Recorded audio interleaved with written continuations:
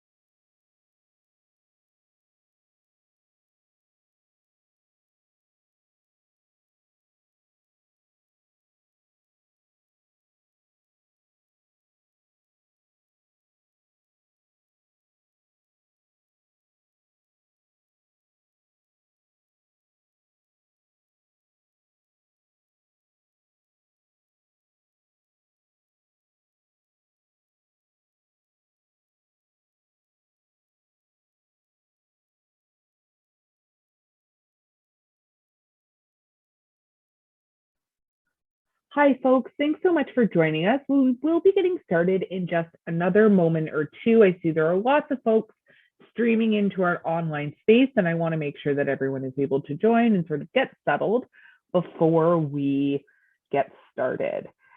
We will remain muted until we do begin, so if you don't hear anything, don't worry.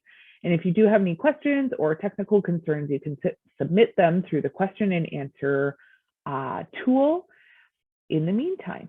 Thanks so much. We'll be getting started in just another couple of minutes.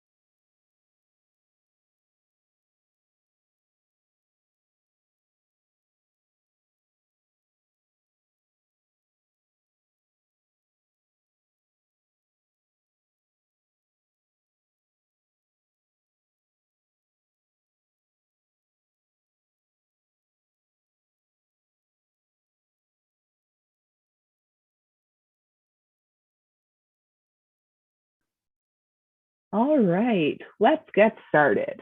Hi, everyone, and thank you for joining us for today's webinar, Getting Ready for Retirement. My name is Candice Jazvac, and I'm a member of the mobilization team at our PIPS national office in Ottawa. I'm joined today by Colby Briggs from our compensation team. Colby is our subject matter expert on your pensions. Thanks for joining us today, Colby. Thanks, Candice. Happy to be here. Before we begin, we'd like to take some time to respectfully acknowledge that our office, located in the settlement now called Ottawa, is on the unceded and unsurrendered territory of the Algonquin Anishinaabe Nation, whose presence here reaches back over 8,000 years. As settlers, it is our responsibility to educate ourselves on the history of the First Nations, Métis, and Inuit people, to learn how to be respectful of their cultures, to acknowledge their pain and suffering, and above all, to understand our part in it and take action towards truth and reconciliation. This includes acknowledging their horrific history, ongoing and intergenerational trauma of the residential school system. Not just now, while the discoveries of the bodies of stolen children are unearthed from coast to coast, but in everything that we do. It is our duty to learn, grow, and do better, and to ask our government to do the same. I am hopeful that our journey guides us to a respectful and harmonious future. At the beginning of our webinars, we'd like to provide you with our equity statement as well, which clearly outlines our expectations from participants. If you could please take a moment to review the statement, you will find the link in the chat box. As noted, the Professional Institute of the Public Service of Canada strives to create a climate that is respectful, safe, and inclusive. We thank you for being a part of this inclusive space today. And last but not least, we'll go over some information about our platform, Zoom. Due to the size of the group today, we have muted everyone's computers and microphones to ensure we have the best sound quality for everyone participating and for those who will watch later. We ask that you use the Q&A or question and answer tool to submit any questions. These can be technical issues or questions for our subject matter expert, Colby. My colleague, Catherine, is monitoring the chat box and the Q&A and will be able to help you out. And lastly, this session is being recorded and it will be circulated to everyone soon. So throughout today's session, we'll be asking you for your feedback on the webinar and on pension issues. These polls are completely optional and anonymous, but they will help us make sure that we can continue to improve your webinar experience and help us deliver better and more relevant content. Our first 3 questions today are just to let us get to know you a little bit better. And again, your answers are anonymous and optional, and the results will not be shared with participants. You should see the questions on your screen now. The first question is, please identify your gender and please select all that apply to you. The second question, please share your age. And the third question is, how many years of service do you have? And if you don't see the pop-up, it could be due to your computer settings to block these sort of pop-up windows. You're welcome to share your responses in the Q&A, but I should note that information shared in the Q&A is not anonymous by default. So I'll give everyone a moment or two to provide their responses.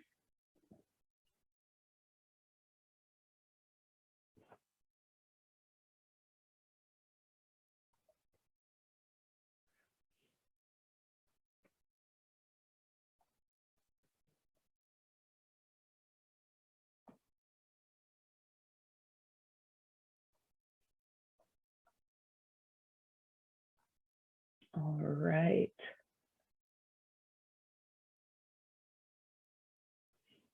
Give you another moment or two. So if you haven't responded yet, please do.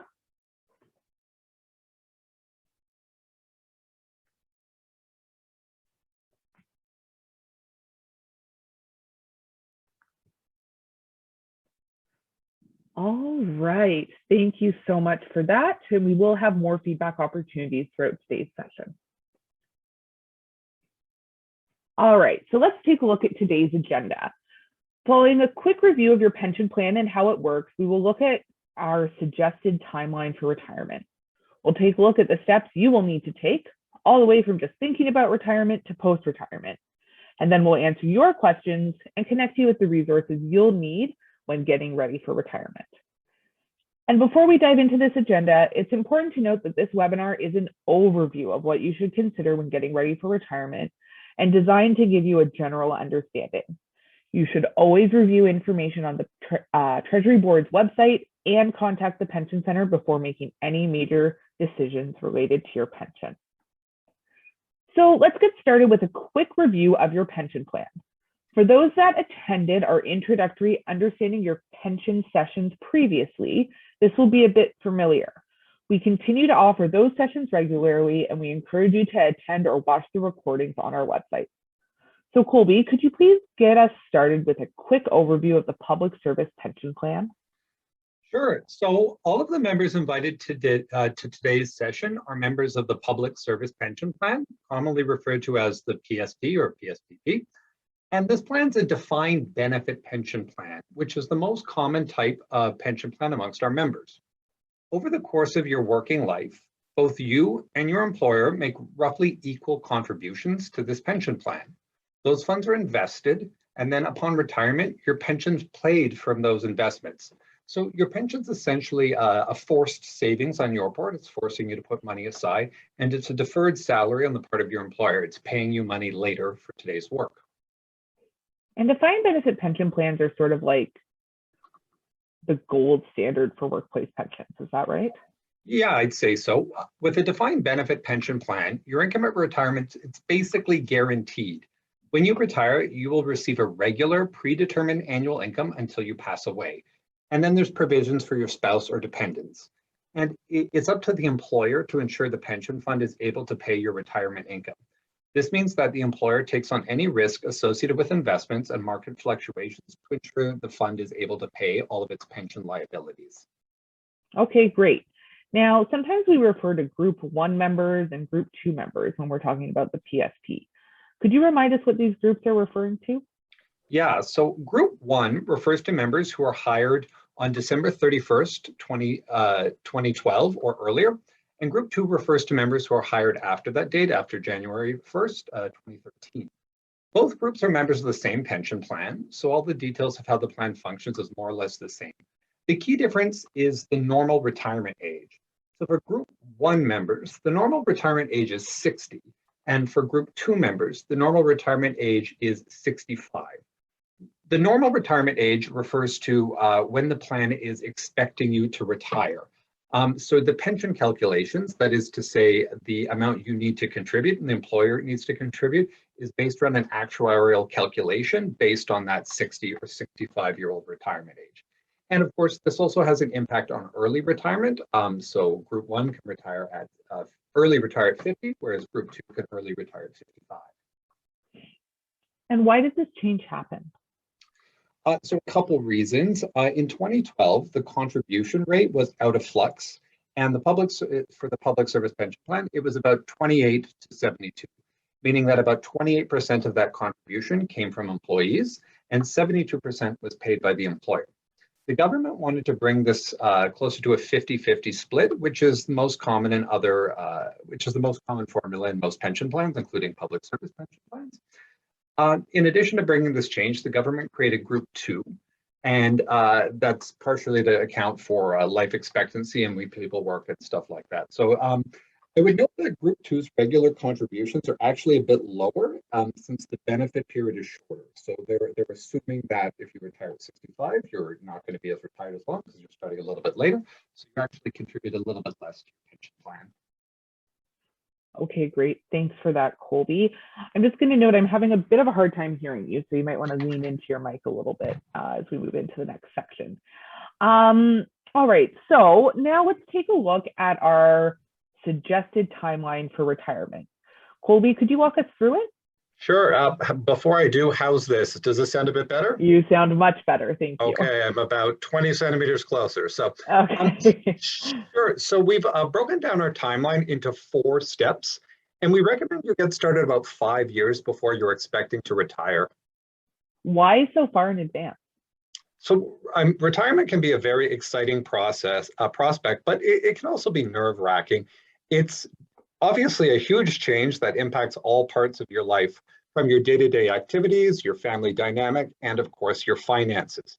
Getting started early so you have a good idea of what to expect when it comes to your pension can help alleviate some of that stress as you get closer to your retirement age.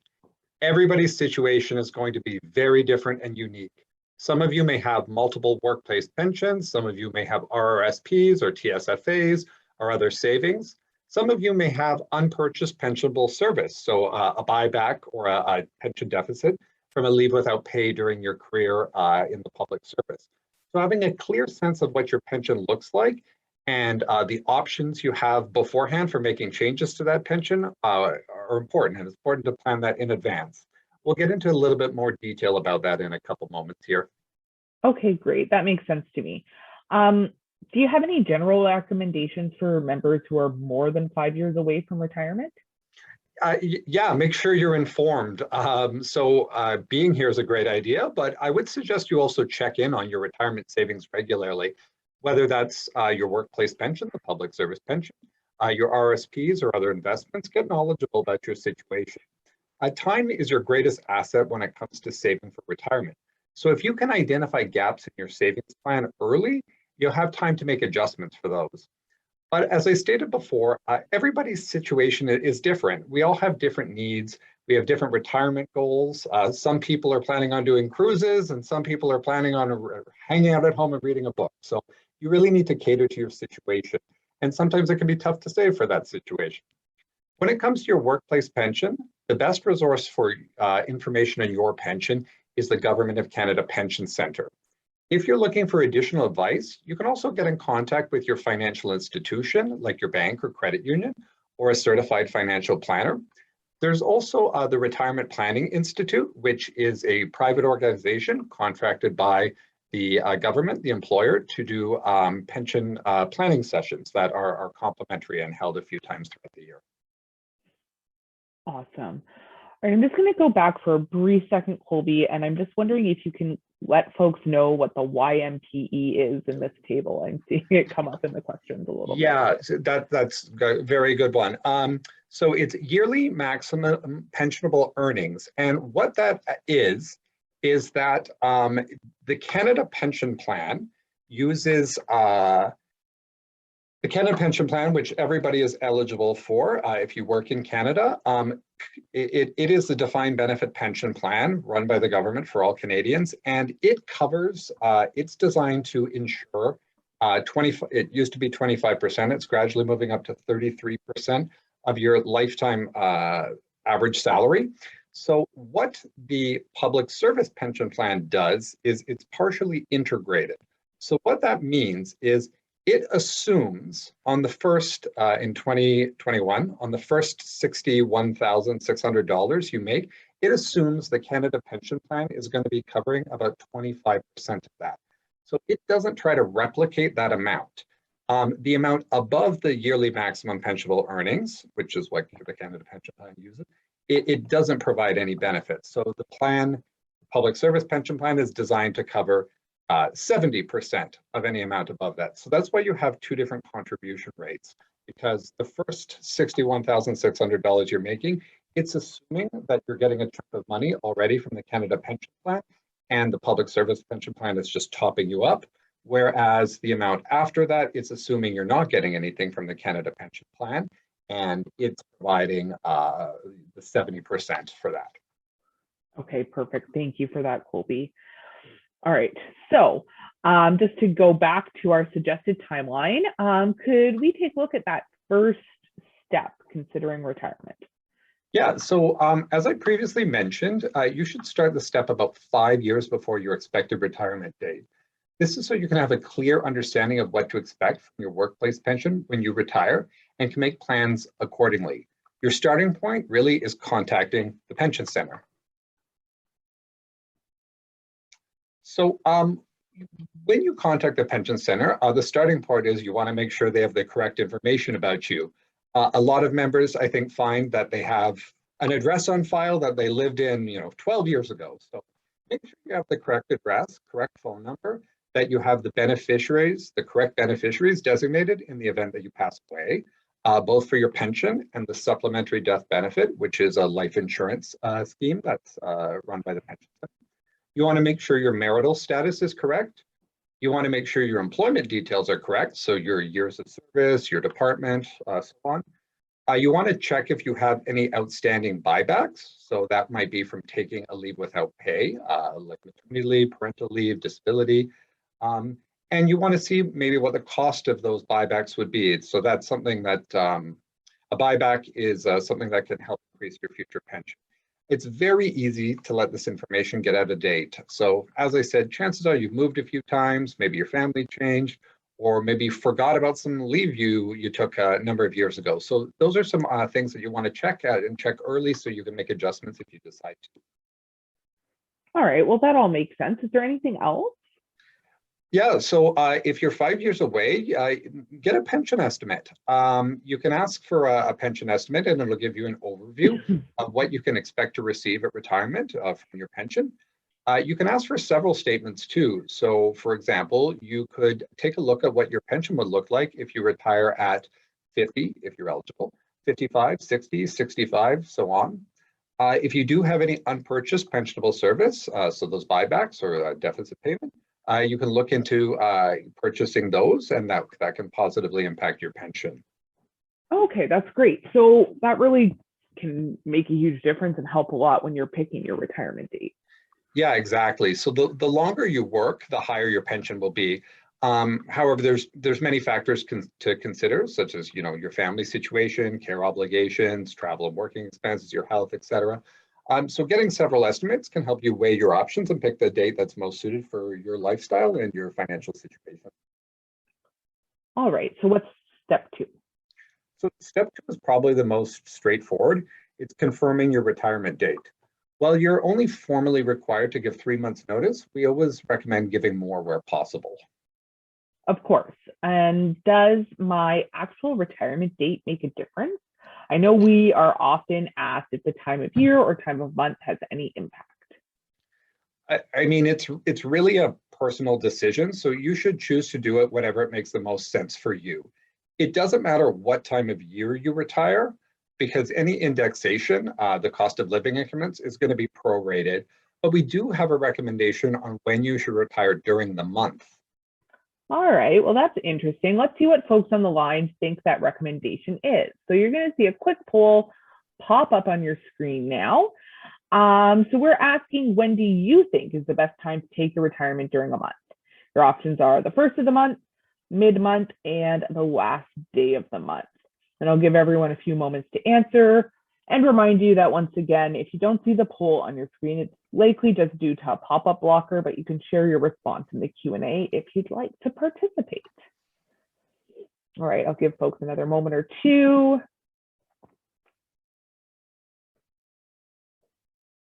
All right. Thank you for your participation. Let's take a look at those results. So about 13% of folks think it's the first of the month. 54% are saying that you should retire mid-month, and 33% are saying the last day of the month. So Colby, what's the right answer there? I'm impressed. Apparently some people have been checking out some of our web bulletins. So it's based around two factors, your vacation entitlement and your benefit entitlement. So your vacation or other benefits, not the healthcare plan, but your other benefits you get through the employer, they're based around you having worked at least 10 working days in the month. So ideally, you want to make sure you hit that threshold. So retire at least 2 weeks in so that you accumulate your vacation days for the month. However, and perhaps most importantly, post-retirement benefits is a really big factor if you choose to enroll.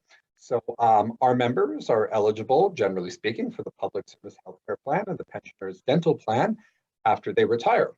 However, that only kicks in on the first of the following month. So if you retire too early in the month, you may be without healthcare and dental coverage for a couple of weeks, and that obviously, can not be great if something unexpected comes. So ideally, you're not going to pick a date too early in the month. Something else to keep in mind is picking something at the end of the month can be a little bit dangerous because it might fall on a weekend or holiday. And if that happens, they will roll over your retirement date into the following month. So it could be that you pick the end of the month it ends up getting bumped to the 1st, and then you're without the healthcare and dental plan for a full month. Okay, well, that makes sense. So once you've picked that date, mid-month, who needs to be notified of it? So your manager should be your starting point. The employer is going to initiate the whole process, and they'll notify the pay center and the pension center. Once you pick the date, we're also here to help answer any questions you have if you think something is not quite right, or you get some information that seems a little bit odd to you. Okay, great. So we've picked our retirement date and we've confirmed it with everyone who needs to know. What's next? So now there's some waiting to do. You're going to receive a variety of communications and forms from the pension center and the pay center. That might include an estimate based on your chosen date, information on enrolling in post-retirement benefits, things like outstanding payments, unused vacation time, so on. I would really, really encourage people, even if it's a lot of information and it might be a little bit boring, take the time to read it very thoroughly, because there's a lot of very important information in there that can be specific to your circumstances. Okay, and so how long should members expect to wait to receive all of those things you just listed off? So yeah, it depends, and it's hard to give an estimate. It's really based on the pension center's status, how they're doing in terms of workload. This being said, if you don't hear from the pension center a few weeks after your employer submitted notice of your retirement, follow up with the pension center, check with your employer. And then once again, if you do have any questions or concerns during this process, you can reach out to the pension center. They're really great. They pick up the phone right away. Everybody there is super on the ball, and they can help. If a problem's arisen, or the employer's lost something, or you're in a difficult situation there, please also reach out to us for your union. We're here for you, and we can help negotiate some of these tricky situations. Okay, so we've gone through all that and we've actually retired. What comes next, aside from, putting our feet up for a little bit and taking a bit of a break?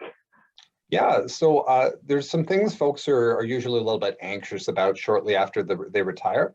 The first is when they expect to receive their first pension check. If the notice was given on time, there shouldn't really be a delay in receiving your first payment. Remember, your first payment from the pension center will likely be about 45 days from your retirement date, and it could be sent by mail, by paper check, if you did not provide direct deposit information.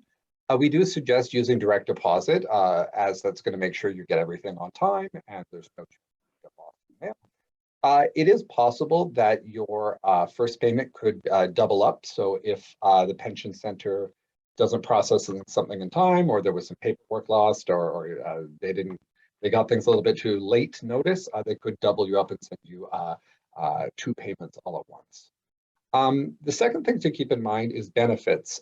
As we discussed earlier, they do take effect the first month following your retirement if you enroll in them, so you do need to do that. If you're interested in learning more about post-retirement benefits, you can check out our website that we provide a link on. As I said previously, it is the public service healthcare plan. It's the same plan. You just pay a part of the contribution, and the pension or dental plan is very similar to the public service dental plan that our members benefit from. Something else that people may have questions about is any newly signed collective agreements that cover time before you retired. So if you worked any period covered by a new collective agreement that is eligible for retro pay, you will receive it from the pension center, but only after the pay center's updated your retro pay. So sometimes most of the time, collective agreements do take a little while to negotiate, and it may be that has a retroactive impact on your best 5 years calculation. So when that goes into place, you should receive an adjustment. If you don't receive your retro pay within 3 months of something being signed, we would suggest you follow up with the pension center to see how things are going. If you do run into difficulties after following up with the pension center, we're here to assist you. I would encourage people to be patient, because sometimes there are a lot of calculations to be processed, so it can take time to make sure they get the numbers right. There's something else too with respect to retroactivity. If you are affected by an outstanding classification grievance, for example, That will be, if that is retroactive, that will be applied to you. It just does take some time to process. So currently there's an outstanding issue about a few collective agreements that have been signed, and pay information was sent late to the pension center. So that's something else we stay on, but we do know there sometimes are delays in integrating these collective agreement ratifications or these classification grievance adjustments being applied there. Okay, perfect. So what about members who want to stay involved? I often hear about retirees who, after they've enjoyed that rest and relaxation, find they're looking for something to keep them busy in retirement. Are there any options available to them? Well, we would absolutely love if you stayed involved with us. PIPS members have the option to remain members of the union in retirement. Dues are significantly reduced from $72.58 per month to $5.80 per month. And you retain the ability to be involved with the union in nearly every way. And you continue to have access to benefits like the Service Plus program, which I believe has some really interesting benefits for retirees, like some travel insurance discounts negotiated. There's also the PIPS Retired Members Guild that you'll automatically become a member of. There's some organizations like the Congress of Union Retirees of Canada, and there's also the National Association of Federal Retirees. And we work with them a lot. They organize a lot of advocacy for retirees of the public service and social activities. It should be noted that the National Association of Federal Retirees is actually your representative for pension benefits issues in retirement. They're actually your representative for most things in retirement rather than PIPs. So while we here at PIPS do our best to continue to advocate for our retired members, the designated organization for retirees is the National Association of Federal Retirees. So after you've retired, if you do run into new issues regarding your pension, for example, they're a really great resource, and they're who we'd recommend that you contact if you have any issues. Okay, great. Thanks for that overview, Colby. And that was a lot of information. I'm sure folks, well, I can see that they have lots of questions. I can see them sort of piling in right now. So I'll remind folks that if you do have a question for Colby, you can enter it using the Q&A or question and answer feature. And there are nearly 1,000 people on today's call, so we're not going to be able to get to every single question today. So if we don't, please email us at bettertogether@pips.ca, and we're happy to make sure that your question is routed to the best member of our team to get you the information that you're looking for. All right, so let's get started with the questions. My first question is, if I enter into gradual retirement, so I reduce sort of the number of work days, and I've sort of said that I'm going to retire on a specific date, but I decide I want to retire sooner and I am able to, is that something that can be switched up? Does that make sense? Yeah, so awkward. Yeah, so that's, I believe the member's referring to the pre-retirement leave, which allows people to reduce their schedule by, I believe, 40%, but they can continue collecting pensionable services if they're full-time. I believe that you can have a discussion with the employer about changing that and retiring early, but I actually don't know. That's something we'd usually direct to an employment relations officer, and I believe that would be handled on a case-by-case basis. But I don't believe it is generally a problem if your circumstances change and you decide you want to retire a little bit early. Again, you just have to communicate and respect certain deadlines. Okay, great.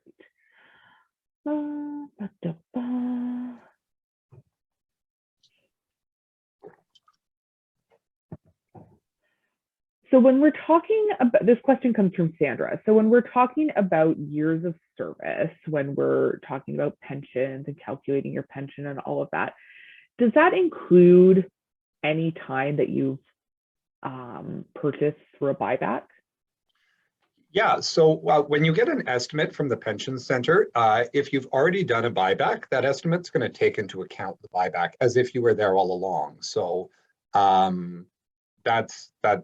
Once you purchase that service, or you've agreed to purchase that service and started your contributions to pay that, it's going to be factored into whatever benefit you're entitled to, and the pension center will include that in your calculation.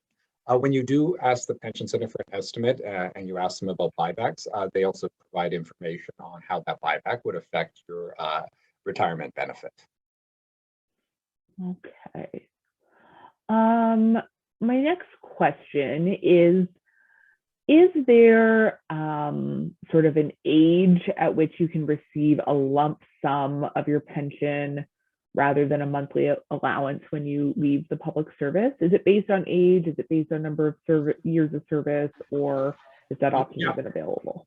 So I believe the member is talking about the commuted value, and this is a premise in defined benefit pension plans where there's an actuarial calculation done to determine how much the pension would be worth in today's dollars if the person was to get all the money right now. So it factors in things like life expectancy, how much interest the pension contributions would make if it was left in.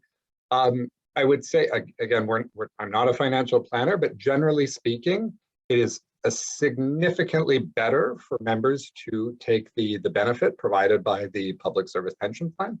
The commuted value usually is not as good for various reasons, but so I believe the rule is that if the member is not eligible for early retirement, so that would be group 1 prior to 50, group 2 prior to 55.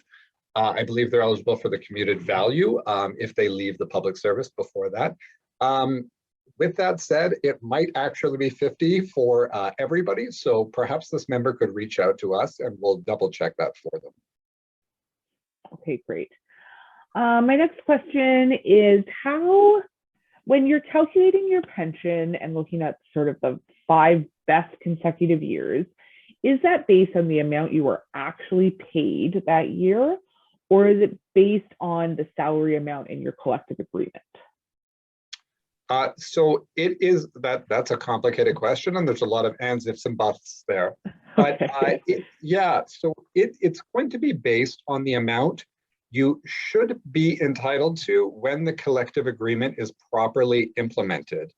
So what that means is if in a year, your salary was $100,000 and we sign a collective agreement a little bit late and it's retroactively adjusted to 105, the best 5 years is going to use 105. So that's going to be integrated.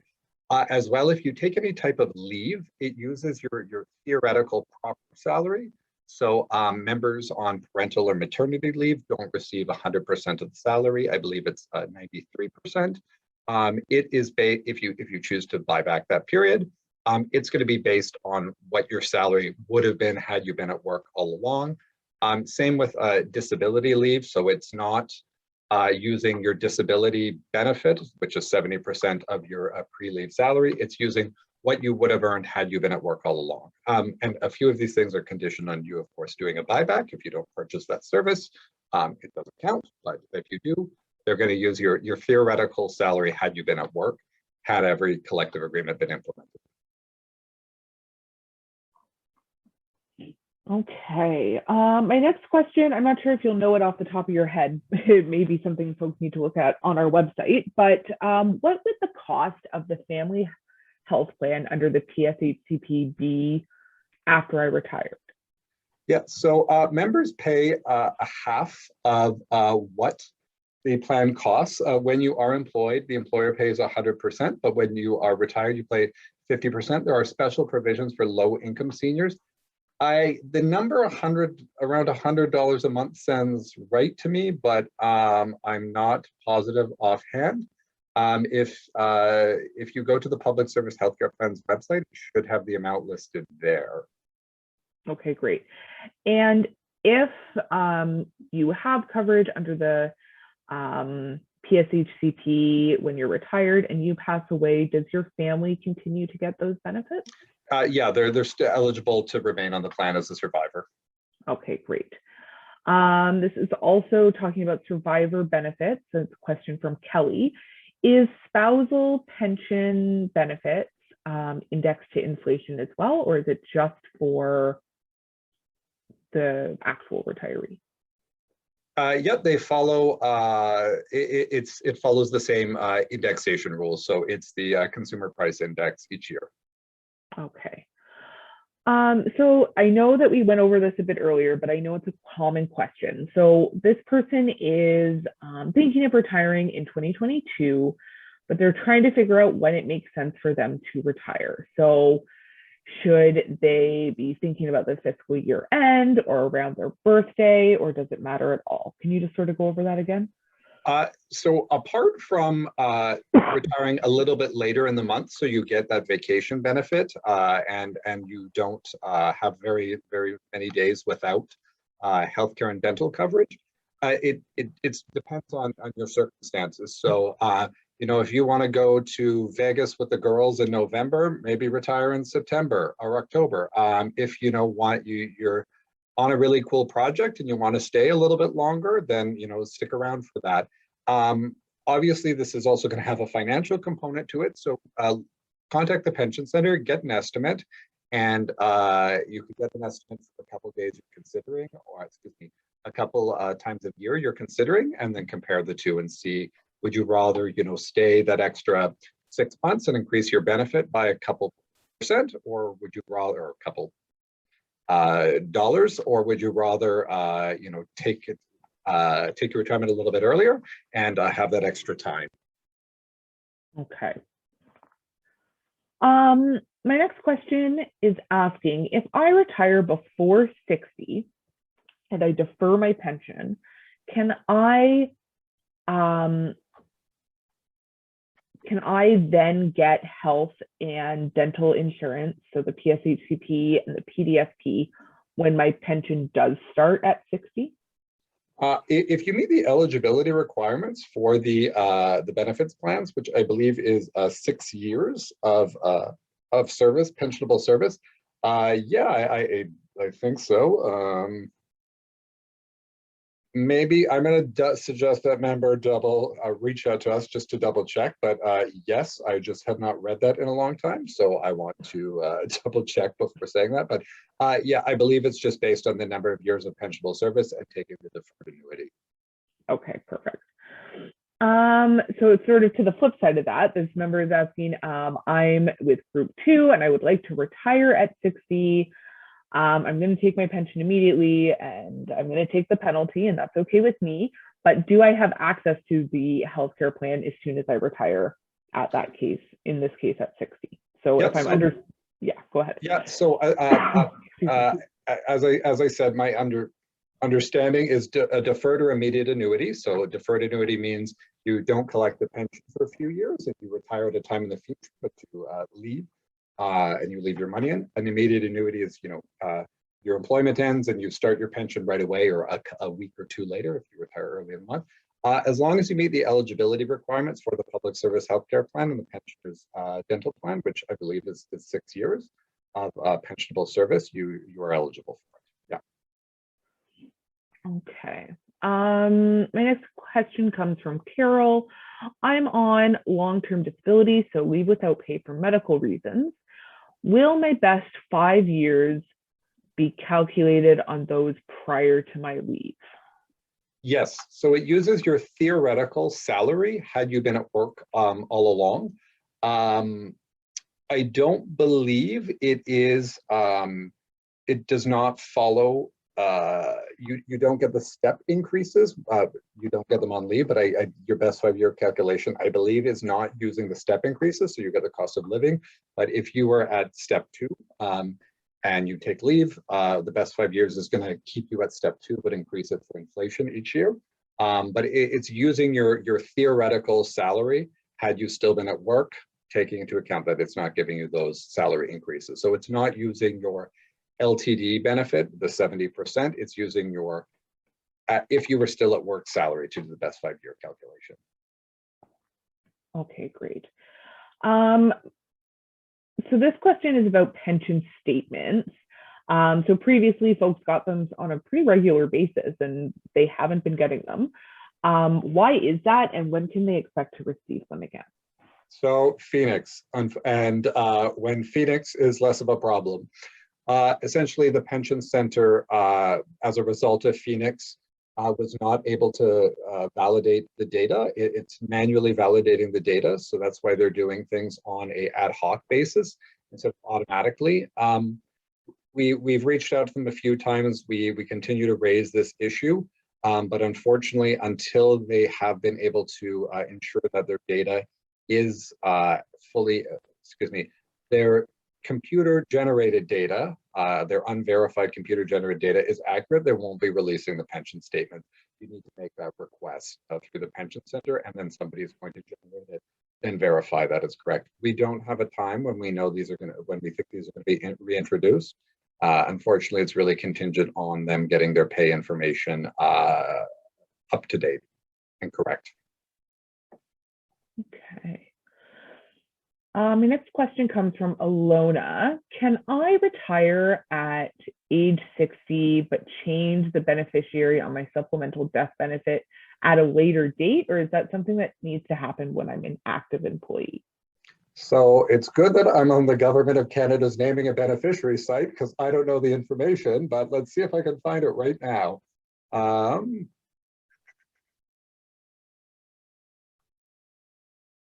You may at any time change your designated beneficiary by completing a new form and submitting it to the pension center at the address on the form. So apparently you're able to change that after retirement. Okay. Okay, thanks for that, Colby. And I will remind folks that a lot of this information is on the Treasury Board's website, but we are happy to answer your questions. Again, we have nearly 1,000 people on the call today, so we're getting through as many questions as possible. But if we weren't able to get to your question today, or I misunderstood your question when I posed it to Colby, please feel free to send us an email to bettertogether@pips.ca, and we'll make sure that your question gets routed to the right person to get you an answer. All right, so my next question comes from Jerry. Is the CWA pension calculation tool accurate? The one on the government website, if you enter accurate information, it should be pretty accurate, yes. Okay. Let me take a look. We would still recommend that members, 5 years away, reach out to the pension center as well. But that's a great tool if you're further away from retirement.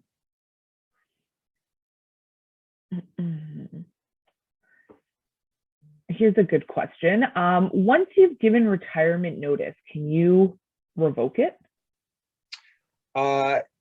If you're not, in some circumstances, yes, it's a really case-by-case basis, and depending on how far in the process.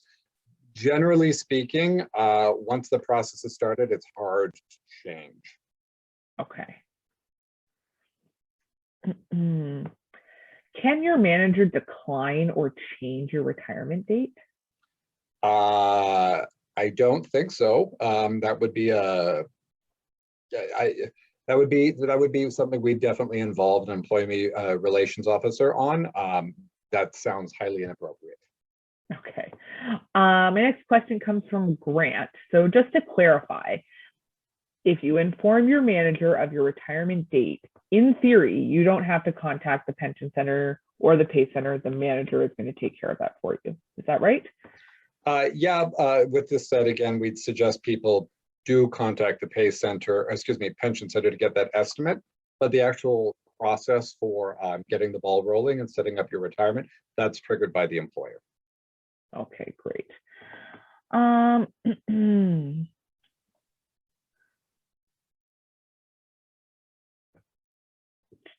There's so many questions. It's hard to pick the best ones. I'm trying to get stuff that I'm going to pick a neat one if that's okay, Candace. Yes, absolutely. Go for it. So someone says, why does the Treasury Board not allow members to see an economic forecasting model? And I think this speaks a little bit to questions sometimes we get about how the plan is invested. There is something called PSP Investments, and it is an independent Crown corporation that's set up to manage the contributions to the plan and help it grow so the pension can play its liabilities. They do publish some information about their investments and some policies they have. It's not necessarily super detailed, and this is something that PIPS is continuing to work on, especially because we'd like to see them adopt a little bit better guiding principles for investing in a socially responsible manner. But one thing to consider is, one, the PSP Investments does a pretty good job, and this plan has a very good rate of return and very low administrative costs. And two, at the end of the day, it is the employer's obligations to make sure the plan can pay what it needs to pay, your pension. So if the plan tomorrow, the investments tomorrow were to collapse, the employer would have to come up with the money. Obviously, that would trigger probably a chain of events that would not be good.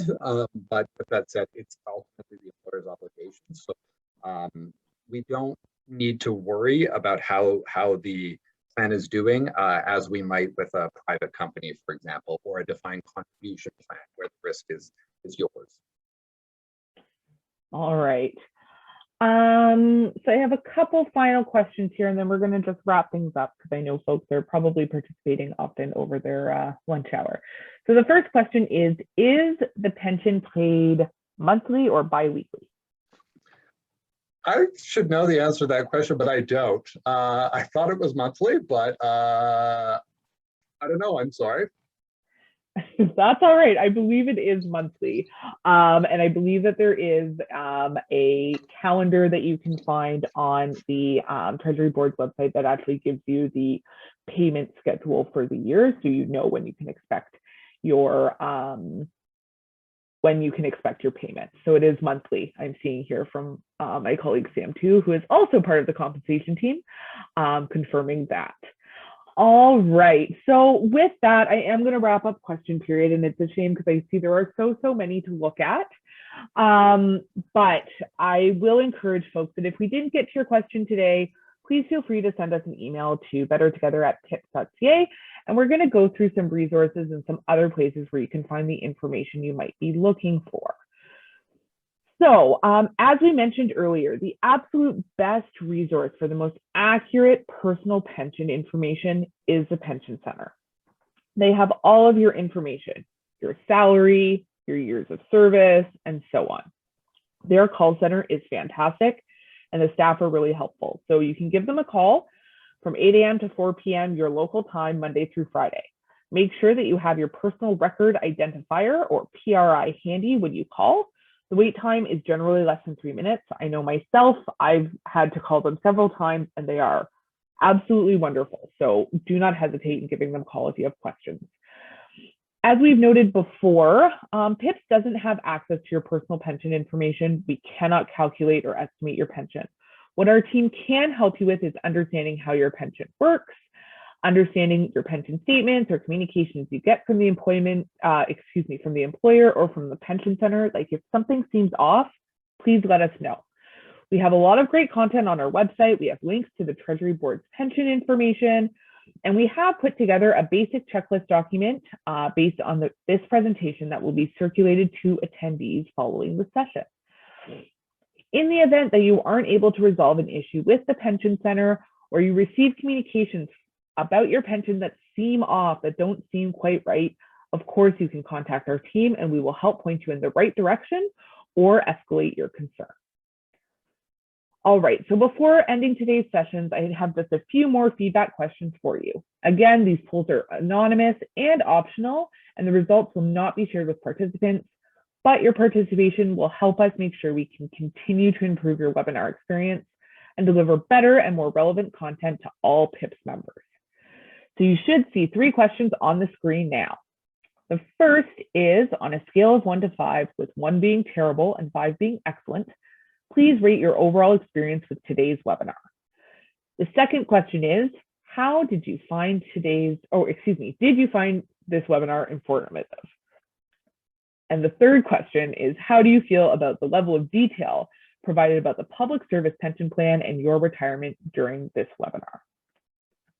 And again, I'll remind folks that if you don't see the pop-up, it could be because of your computer settings to block these sort of pop-up windows, but you are welcome to share your responses in the Q&A, although they will not be anonymous.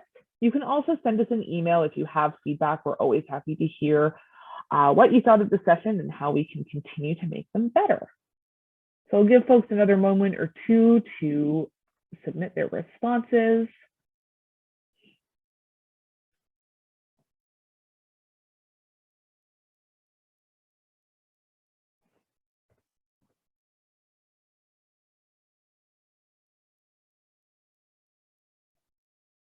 All right. Just another minute or two. And by minute, I mean moment. All right. Thank you again for your participation in that poll and for all of the polls that we've had sort of throughout today's session. And that brings us to the end of our session today. Thank you so much for joining us. I want to say thanks to Colby for his expertise and for his time today, and to Catherine for her support in the chat box and in the question and answer period. Again, I'll remind folks, if you have outstanding questions about this presentation, our campaign to protect pensions, or frankly, anything at all, please email us at bettertogether@pips.ca. And if we're not able to answer your question, we will find someone who can. Thank you again. I hope you have a wonderful afternoon.